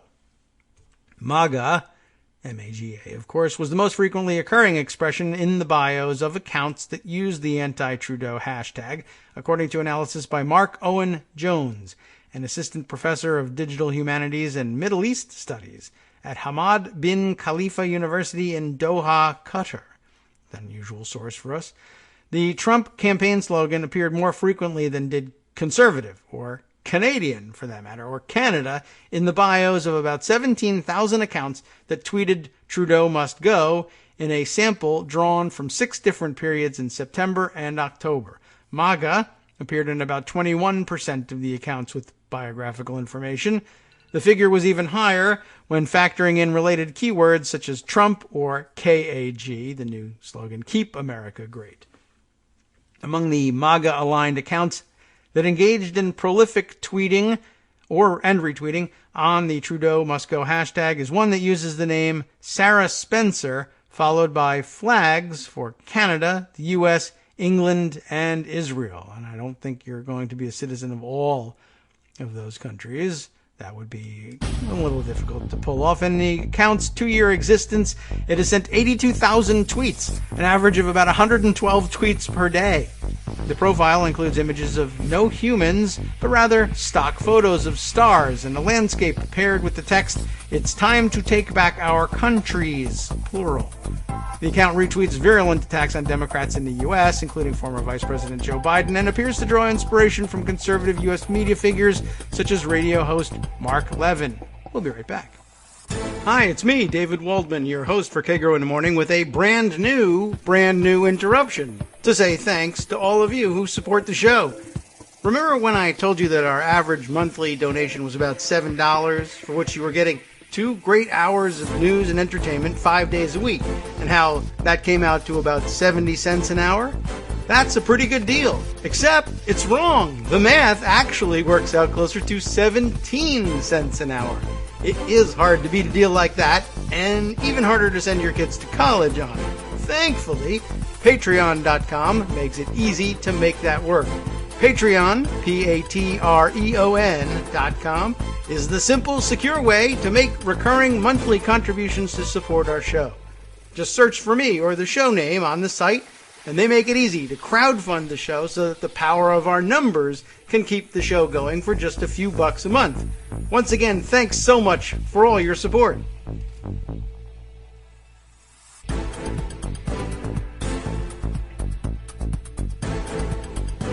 Welcome back now to the Kagro in the Morning Show here on Netroots Radio. Having skimmed forward in this, I would say that the point of the article has been conveyed at this point, and because I give short shrift to all things Canadian, we can call a close to things here. I don't see anything else jumping out at me that requires wading through the rest of the article. It's very thorough, and that's good, and sometimes I find, though, that there are many other stories that we probably ought to get to, but that the level of detail we're able to distill from these very thorough articles, sometimes not entirely worth it. But suffice to say here that, one, it didn't work if the outcome was to somehow deny Justin Trudeau and the Liberal Party the ability to retain power and govern Canada.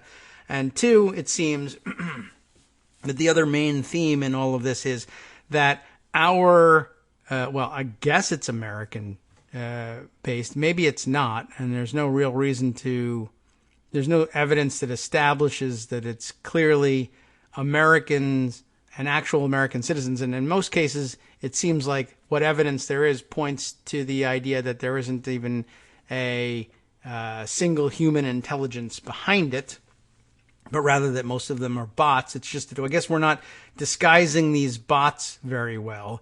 I guess by comparison to the Russian bots, which by the end tended to be the sort of accounts that could be mistaken for a real person, at least some of them, for some period of time. Though most of these accounts haven't been thoroughly successful in convincing everybody that they are a person, much less that they are who they say they are. But these seem to be pretty lazy accounts that have no pictures and no biographical information except for the word MAGA, and then are tweeting 112 times a day, Trudeau must go, and aren't even capable of establishing that they're Canadian in any way. So, interesting note, though, and congratulations to Canada and Canadians for the ability to see through that, or having been assisted by our own ineptness and stupidity, if it was indeed our own, or maybe the next generation of Russian, or for that matter, Macedonian trolls are just lazy.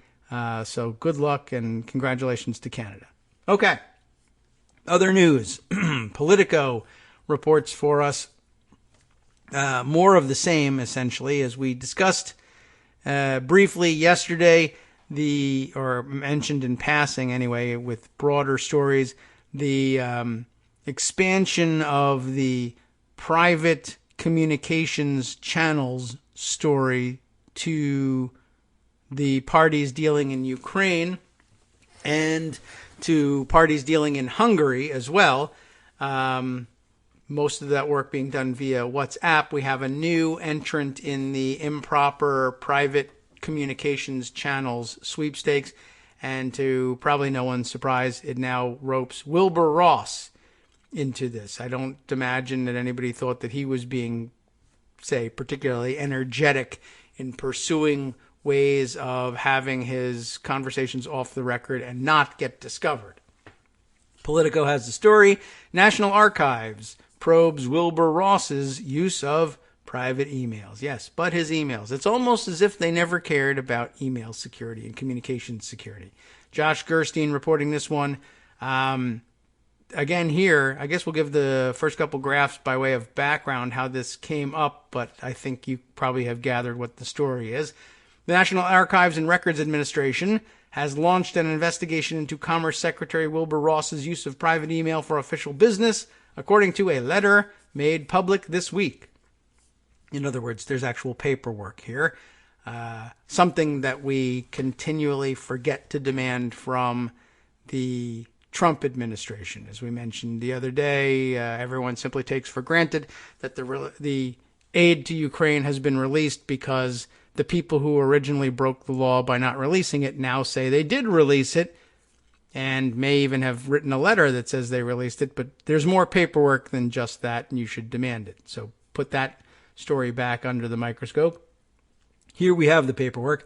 The inquiry was triggered by an unflattering profile of Ross last month in the Washington Post, which cited government-related emails the watchdog group Democracy Forward received from Ross's private account. The group obtained the messages through a Freedom of Information Act lawsuit.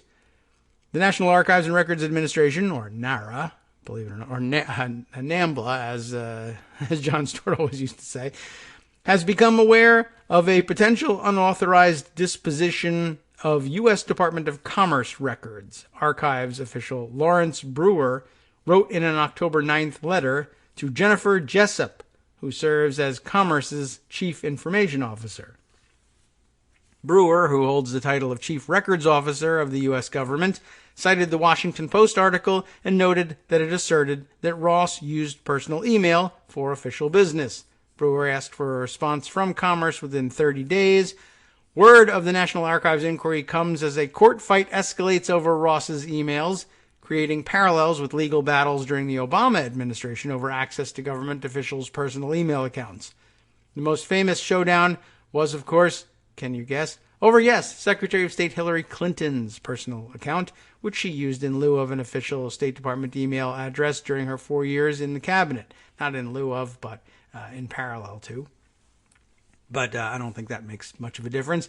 In a court filing Wednesday night, Justice Department attorneys said the Commerce Department should not be required to conduct a direct search of Ross's personal email accounts, even though searches of Commerce Department accounts found 280 email chains over a 16-month period that contained references to one or more of the 4 private accounts he used. Many of the messages pertain to Ross's travel arrangements through a jet-sharing service, NetJets. He's not wealthy enough to have his own jet. And were also sent to government accounts to update Ross's official calendars, the court submissions say. Other emails involve outsiders, including at least one reporter who initiated contact with Ross through his private accounts. And then, never wrote the story that he's using private email? Come on. On multiple occasions, the secretary directed the initial email sender to use his official government email address on future communications. That's at least useful. That comes, of course, from Commerce attorney Michael Cannon. The government lawyers stopped short of saying explicitly that they were certain Ross had complied in every instance with the 2014 law that requires federal employees to forward official records contained in private accounts to a government account within 20 days so that it can be part of the Presidential Records Act, right? However, Justice Department attorney Johnny Walker, the whiskey guy, suggested that a search of Ross's private accounts would not result in the watchdog group receiving any messages not already on Commerce's system. So I guess that's a bold claim, and I guess they should use that in court to say, so you can't have any objection to producing them, right? Separate issue.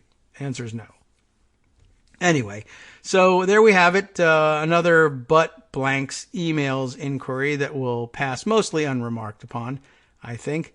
Let's see. There was, what was I reminded of when I was mentioning, I guess, oh, yes, right, Trump and paperwork. I guess we got to have notes on that one, too.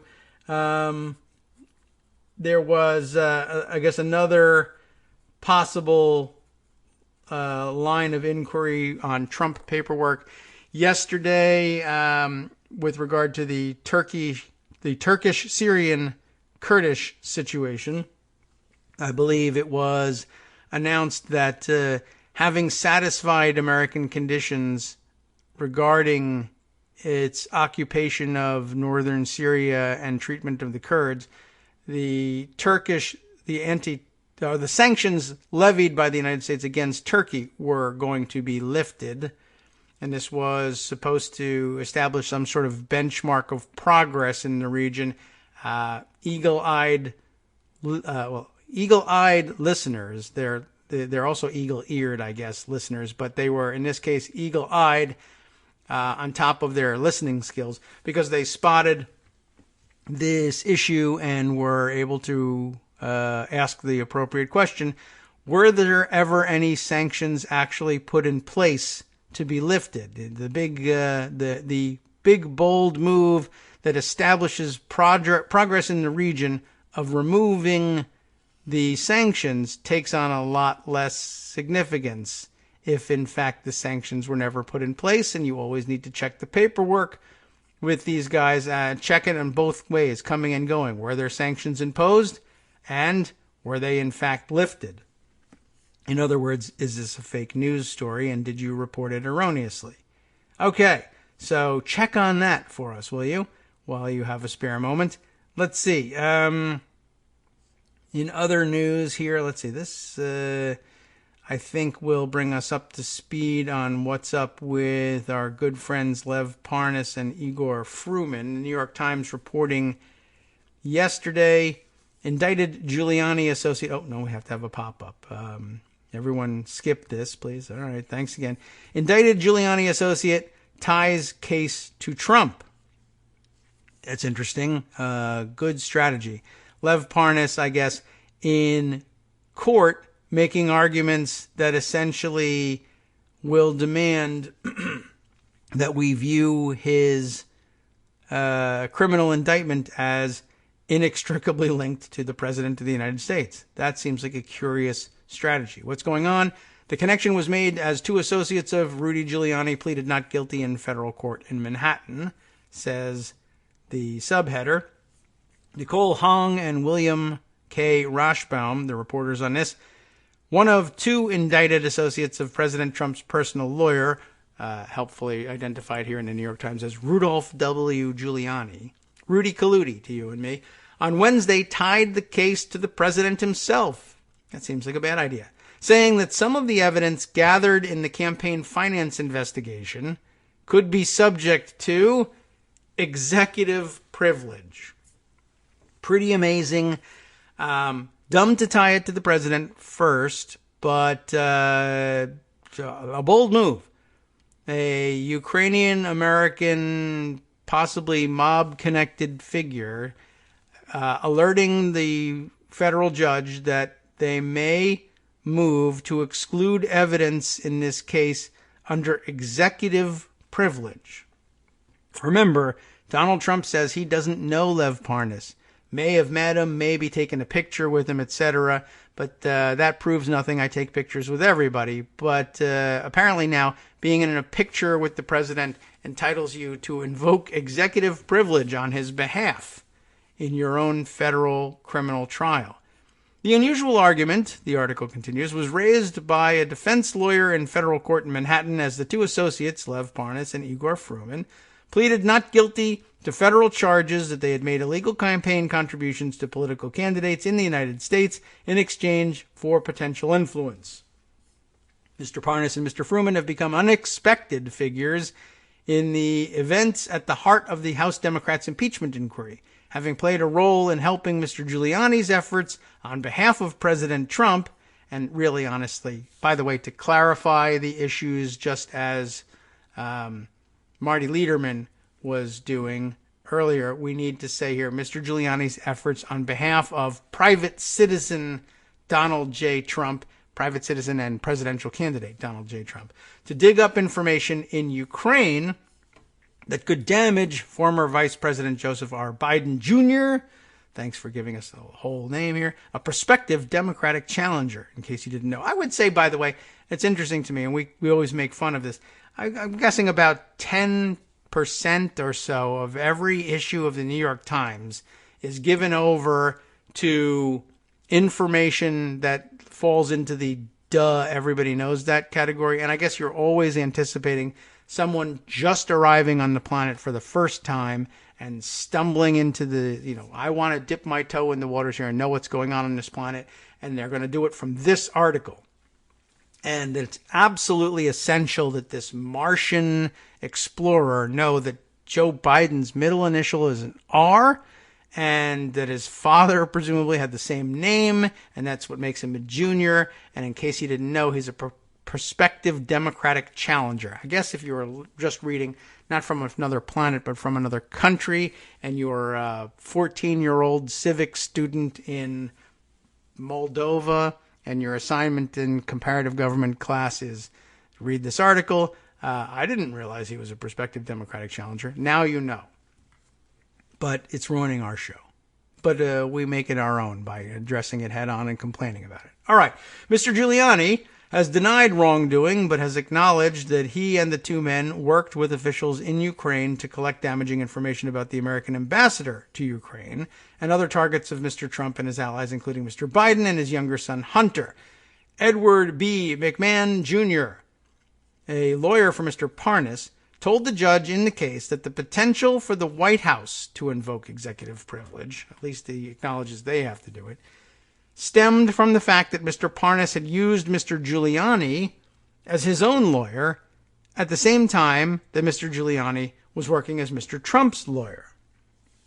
Mr. Parnas, that doesn't even explain it all by itself, but bear with us. Parnas and Fruman, charged earlier this month, as you know, and you know why they were charged and with what. Trump and Giuliani were not named in the indictment, though prosecutors are also investigating whether Giuliani broke lobbying laws in his dealings with Ukraine, according to people familiar with the inquiry. Prosecutors said during the hearing on Wednesday that they had gathered a large volume of materials as part of the ongoing investigation, pursuant to more than a dozen search warrants. McMahon asked that the government use a special team of prosecutors to review the evidence, saying Mr. Parnas' relationship with Mr. Giuliani indicates some of the materials may be protected by attorney-client privilege or executive privilege. These are issues we need to be very sensitive to, Mr. McMahon told the judge. J. Paul Oetken of the United States District Court. I'm not telling you I know how to resolve this. He's just saying you got to look out for the possibility that some of the evidence should be excluded under executive privilege, which of course would mean that Lev Parnas, who Donald Trump knows nothing about, I never heard of the guy, maybe I took a picture with him, might just possibly have among his papers information that falls under executive privilege because of how little they know about one another. I don't know anything about you. Here, have this extraordinarily sensitive information that I have to invoke executive privilege to block from admission under court rules. That seems highly unlikely. But I guess they're prepared for it. An assistant U.S. attorney, Rebecca Donaleski, said during the hearing that the government was already using a filter team to review which materials should be privileged and shielded from prosecutors. She said prosecutors would discuss with the defense team whether there was any basis to invoke executive privilege. Prosecutors in the case from the Office of the U.S. Attorney for the Southern District of New York, along with the FBI, have conducted searches of email and social media accounts, electronic devices, and several unidentified premises, she said. They have also subpoenaed records for more than 50 bank accounts. That sounds interesting as well. Another lawyer for Mr. Parnas, Joseph A. Bondi, stood before a bank of microphones after the hearing and spoke to the crowd of reporters outside the courthouse. Reading from a handwritten statement, he blathered on about something that is unimportant and a take that is uninformative. Mr. Parnas later did the same. and says he's looking forward to defending himself in court. Okay, so very interesting to see them broaching the executive privilege subject there and not being laughed out of court, but we'll see where that leads, if anywhere. Let's see. There's so much more here. Where to go next? Oh yes, I wanted to comment at least briefly on this exclusive scoop in the New York Times. I mean, it's correct, and I'm glad that the New York Times says such things because, as I mentioned yesterday on Twitter, many more people read the New York Times than read my Twitter feed. But I was sort of surprised and a little bit troubled by the excitement that surrounded the Times' discovery that, as their headline reads, Ukraine knew of the aid freeze by early August, undermining Trump defense. Top officials were told in early August about the delay of $391 million in security assistance, undercutting a chief argument that Trump has used to deny any quid pro quo. Andrew Kramer and Ken Vogel put this story together and were very proud of themselves for this big, giant scoop, establishing that Trump's excuse claiming that there was no quid pro quo possible because the Ukrainians didn't even know about, or at least there was no proof that they knew about, the delay of their aid. And so if that was the quo, that the aid would be freed up if they did the quid things, investigate Biden, announce as much, etc. If they didn't know that there was a quo in the offing, there couldn't possibly be a quid pro quo. And if there is no quid pro quo, I haven't done anything wrong. Now, that's false across the board. You have done something wrong, whether or not there's a quid pro quo. And there was one, which you denied. And it's also clear that the reason you denied that there could possibly be a quid pro quo is wrong, too. The knowledge among the Ukrainians of the aid having been held up was in fact quite obvious. What was troubling me was that I knew that from having read the stories the day before, and it took 12 plus hours for the New York Times to put that two and two together. This was published, mid-afternoon, I guess, yesterday. And I was able to tell from what we were reading on Tuesday night, the transcript of Ambassador Taylor's opening statement in the deposition made it very plain that he was testifying to Ukraine's knowledge of the withholding of the aid and why it was being withheld. He says as much. And I was just surprised that other people didn't see it as quickly. Now, granted, it takes the New York Times and other legitimate news outlets several hours, probably, to figure out, is this story solid? They vet it, not to mention the time that it takes to write it, craft it, edit it.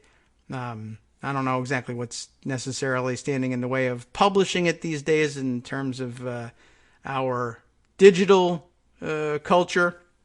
But I had seen it on Tuesday night and had tweeted out by Wednesday morning that this was a very obvious contradiction, that they were saying there could be no quid pro quo because there was no knowledge of the quo, that is, the withholding of the aid. I think what I had here was Trump's own tweet claiming this, and he wasn't even the first one to make this claim. Others did, and they did it on Fox and Friends, and he just copied it. But the New York Times, by the time they had said it, it had been out for several hours, and it was obvious to me that Trump had tweeted, neither he, Taylor, or any other witness has provided testimony that the Ukrainians were aware that military aid was being withheld. And there's more to his tweet, but you can just stop there. We said it was the first thing we discussed, I think, in the morning yesterday with Steve, that he was saying well, no witness has provided any testimony that the Ukrainians were aware. And then if you just read the testimony that was provided, it says very clearly. Taylor says, I hosted Senators Johnson and Murphy for a visit to Kiev. During their visit, we met with President Zelensky, and Zelensky's first question to the senators was about the withheld security assistance. My recollection, and they go on to say, well, the senators were shocked about that. But, I mean, it can't be any plainer but to juxtapose those things. Neither Taylor or anybody else has testified that the Ukrainians knew. Quick shot of the testimony, the Ukrainians knew. It was their first question to us when we finally sat down and had a meeting. The next day, the New York Times has the information, but tells everybody that it's a big scoop. And, okay, that's troubling to a certain extent. But like I said, I won't take too much away from the New York Times here. I know they have a process that they have to go through before they print such things. But it is occasionally a little bit disturbing and worrying for a lot of reasons that things that are so obvious on their face, if you just read the materials, well, they don't get digested and they for a day because, newspaper guys are busy and they have to, we don't get to every story here, right? They don't also. But then it's interesting to watch people like come to the realization, oh, I didn't know this. And that happens even later. So it's worrisome just in terms of keeping up with the story. They make this stupid assertion on Fox and Friends and distribute it to their idiot viewers, including the President of the United States. And it takes 2 days for the rest of the country to say, oh, that information you gave me the other day clearly proves that to be impossible, but I didn't figure it out because I didn't read the material because there's too much stuff going on. It's just, another illustration of the effectiveness of flooding the zone from the Republican side. If you commit 800 crimes, it just becomes too difficult to keep up with them all. All right. Many other things that we're not going to be able to get to today, but we're getting closer.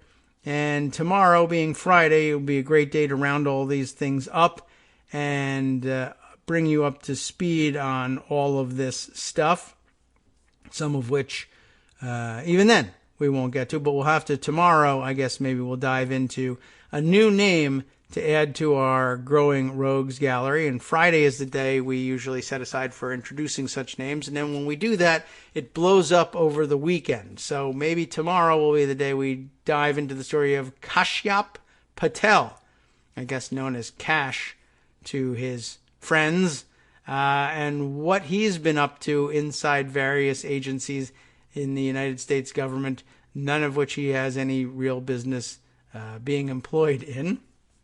But just to put his name out there on the record in case it blows up early before we get to it on Friday. But the fact that we want to include it for our Friday roundup at this point should be taken as a prediction that he will explode into the headlines in the public consciousness before Monday, which was kind of the case last with Parnas and Fruman. We got them in under the wire before they became household names. And we aim to do the same here again with this character. We'll see whether it bears itself out. Okay, time now for us to begin our countdown to ending the show and handing things over to Justice Putnam for the West Coast Cookbook and Speakeasy. We haven't even gotten to the music yet, but we know it's coming. And I guess that means we really shouldn't jump too far into any news stories. But there is one that I'm going to have to tip you off to and just include before we close things out. I don't know the background of it, so I can't actually fill in too much information and run too long with it. But I see a member of parliament over there in the UK from the Lib Dems, Sam Gyimah, I'm guessing, Gymah. Sorry, I'm not pronouncing his name correctly, almost certainly, but he apparently had an opportunity to ask some questions on the floor the other day. I asked the speaker, and it's still our most favored speaker here, Greg's favorite, whose name now escapes me because I'm under pressure, saying, I asked the speaker to clear up whether Boris Johnson's Brexit deal has passed Parliament as the government seems to be claiming. His answer makes it clear it is false to make such a claim. I wish I could play his answer for you before we run out of time. It's only a minute long, and it's probably very entertaining. But just wanted to point that one out by way of showing that the phenomenon is the same here as it is there. Never trust anything the government is saying when these lunatics are in charge of it. Demand the paperwork, demand the proof, without just printing that what they say is really true, or at least hedge it by saying it's only purported to be the case. Now, handing things over to Justice Putnam for the West Coast Cookbook and Speakeasy. He has plenty of stories on tap for you, including who's on the payroll of Giuliani. I'm sorry, I skipped the whole thing. An indicted Giuliani aide who's on the payroll of a high-level Russian mobster wanted in the United States claims, of course, executive privilege in court for being a member of Trump's legal team. So more on that story, plus more. Where an appellate court ruled that Trump officials can't just invent religious anti-birth control exemptions From Daily Kos out of Radio thin air. on networksradio.com. You have been listening to the Kagro in the Morning Show. With David Waldman. That's where most religious stuff comes from, thin air. Anyway, former acting attorney general and leg-breaking bill collector waterbed salesman Matt Whitaker says abuse of power is not a crime, and Supreme Court Justice Ruth Bader Ginsburg is the winner of the $1 million Berggruen Prize for pioneering work on gender equality.